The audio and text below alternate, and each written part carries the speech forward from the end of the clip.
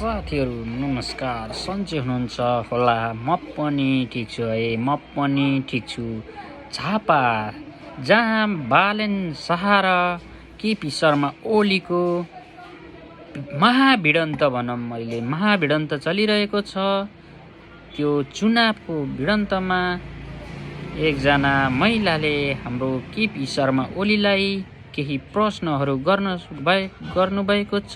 त्यो प्रश्नमा केपी शर्मा ओलीले के जवाब दिनुहुन्छ हेर्नुहोस् त सबैजनाले, अनि बुझेर मात्र भोट गर्नुहुन यहाँहरूलाई अनुरोध गर्दैछु। ल हेर्नुहोस् है त के भन्नुहुन्छ हाम्रो केपी शर्मा ओली र त्यहाँका स्थानीय एक सुकुम्बासी महिलाको कुरा सुनौँ है त।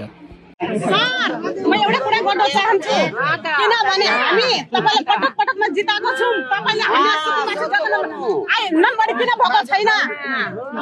सर, किन यस्तो नम्बर किन अहिलेसम्म आएको छैन? हाम्रो सुकुम्बासी जग्गामा खोइ त तपाईले 4-5 पल्ट भइसक्यो जिताएको तपाईलाई। के भएको छ तपाईले बुझ्नु भएको छ यो कुरा? अब खोइ बुझेको छौँ छैन, बुझाउनु पर्यो नि त तपाईहरुले हामीलाई।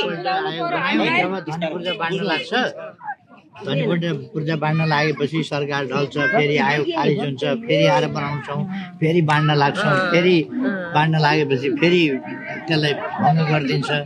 त्यो थाहा पाउनु भएको छ नि। हामी लडिराखेका छौँ।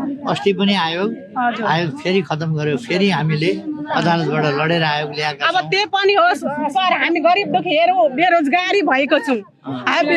रोजगारी पनि दिनु पर्यो, फ्याक्ट्रीहरू खोल्नु पर्यो, हामी काम गर्नु पर्यो, खाएर बन्नु पर्यो। ए कहाँ हुन्छ?